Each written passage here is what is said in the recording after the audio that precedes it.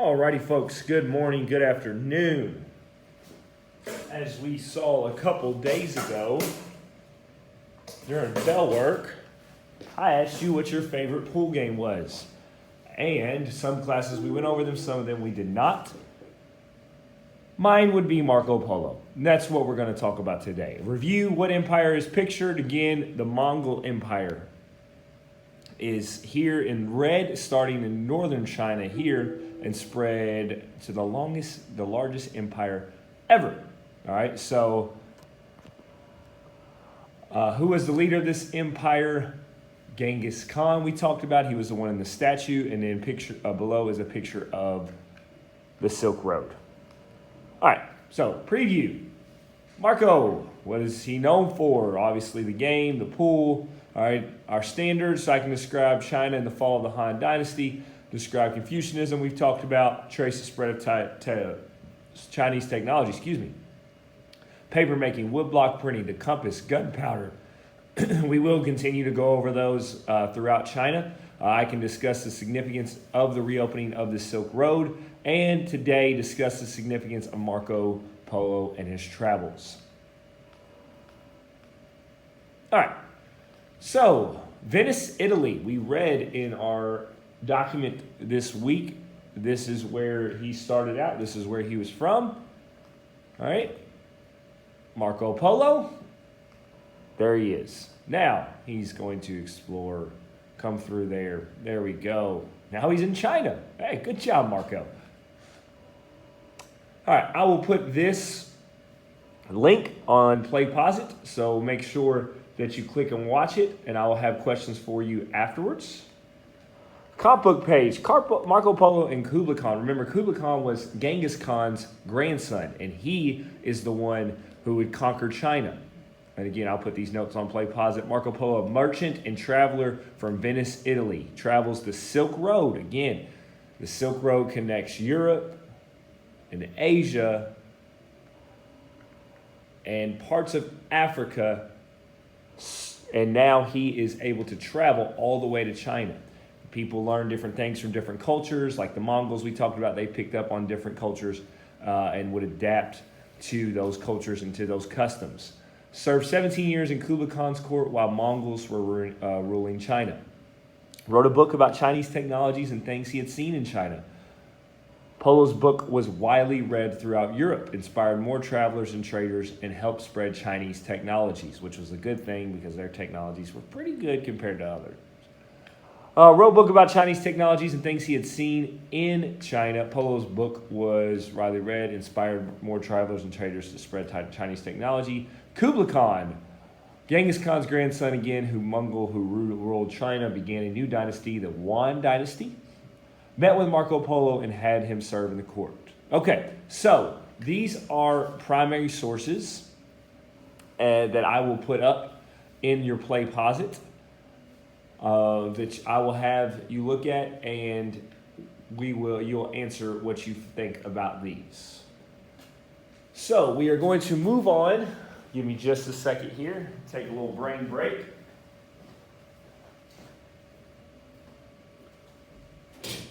Do-do-do-do. Do-do-do-do.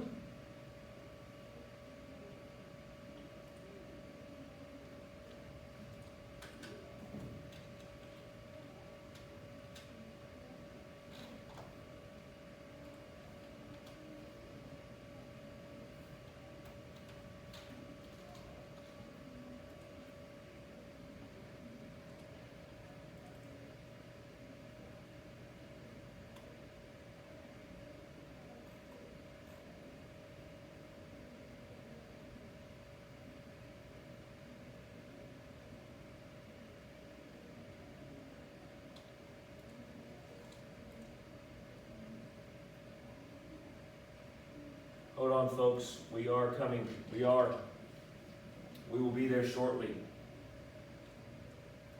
Having some technical difficulties.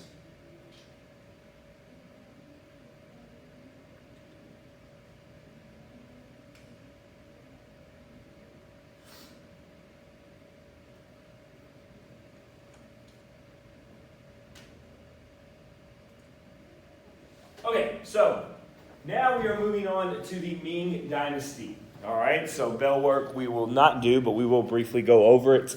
Kublai Khan was a Mongol, but the leader, Kublai Khan, was the grandson of Genghis Khan, and who was the guy that traveled from Italy to China and spent 17 years there. He is Marco Polo. Preview questions on the next slide. Again, I can trace the spread of Chinese technology, and now I can discuss the significance of the reopening of Silk Road. So, going back to our statue, going back to the Mongol Empire, we have Kublai Khan now, who rules China. 1279 is when we're talking about. Gunpowder is going to be invented. Some of you did this on your PowerPoints. Woodblock printing, all of this from China and the Mongol Empire. Ooh, compass, paper. Bye-bye. Now we have the Ming Dynasty after the Mongol Empire. Known for building projects like the Forbidden City. Now these were massive houses. People that you could not get in unless you were emperor's people, things like that. Known for building projects like repairing the Great Wall. Not Trump's wall, the Great Wall. The one and only, the one that is over there.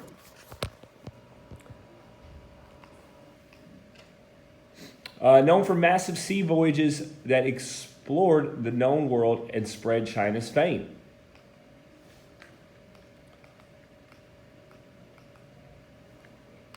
I'm not sure what's going on with the clicker.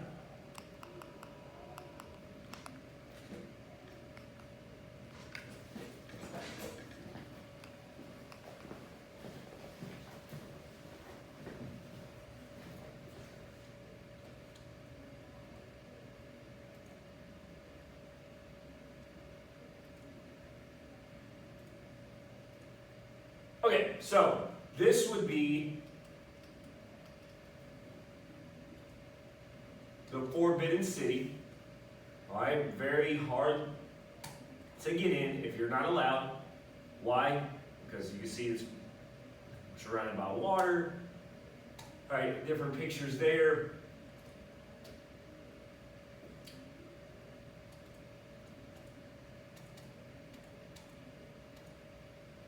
All right, so notes on the Ming Dynasty. All right, they took power after the Mongols, or the Yuan Dynasty again.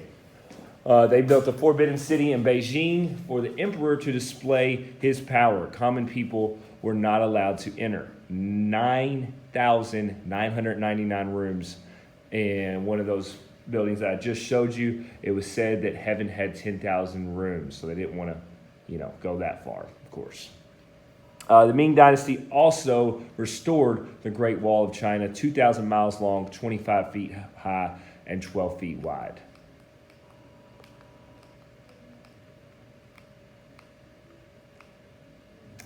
And you can see Great Wall of China today. Very attractive tourist spot. Don't try and walk all of it because it might take a while. All right, and we are almost finished. Just had the Ming Dynasty Part 2.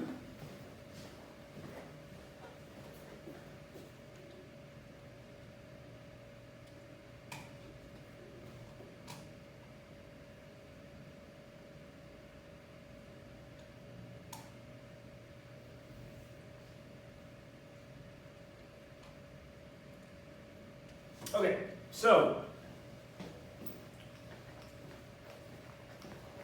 we have covered, this will be our last unit on China.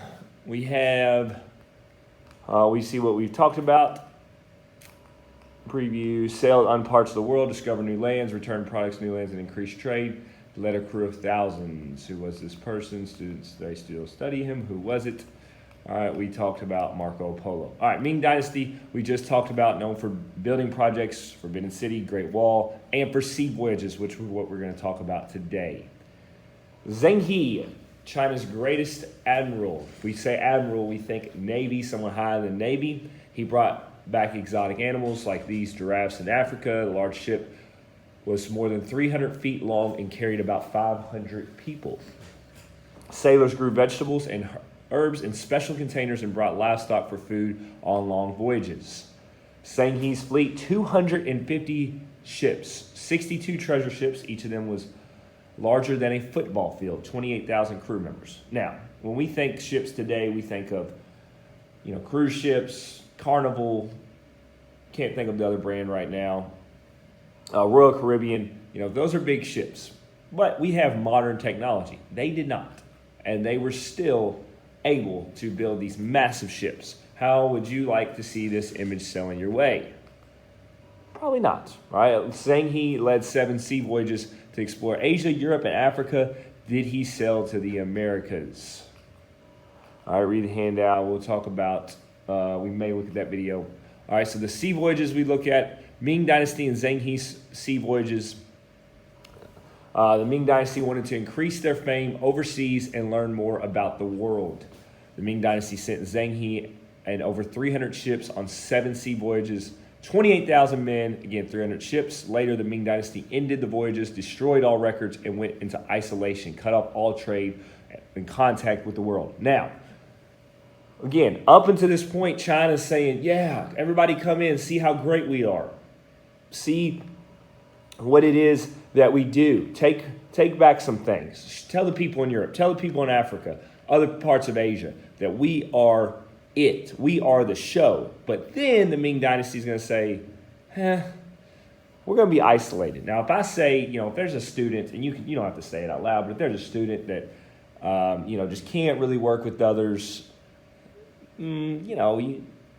struggles with, getting along. Sometimes they need to be, maybe just having a bad day. Sometimes they need to be isolated. They need to be put on another side of the room, put them by themselves. So the Ming Dynasty decided, China, we're just going to cut off all trade. We're going to be self-sufficient. We're going to worry about our own stuff. And that's going to be kind of where we go. Reasons for isolation. Confucian officials said they brought in foreign ideas, cost too much money. So, name the leader of the 7 sea voyages. Why did Ming Dynasty send out 7 sea voyages? How was the Ming Dynasty decision to end the voyages similar to the Tang's Dynasty decision to persecute Buddhists? All right, so with that last one, you want to think about how people think about outsiders, people that are different from them. All right, so also with the Ming Dynasty, let's take a look back here. You have large ships. You also have modern technology being used with these ships. When it comes to, this is all around the same time of Christopher Columbus, and the ships they were using were a lot bigger than Columbus's. So they obviously had more workforce, but these were much more massive than Christopher Columbus's, all those ships that he brought. So, again, conclusion, I have these answered on Play Pause. I know that's a lot of information for today, but I wanted to get this done so we can move on, and your quiz will be sometime early next week, maybe Tuesday or Wednesday over China, and that we will review on Tuesday, probably quiz on Wednesday. So make sure you are finishing up with this, and we are finito.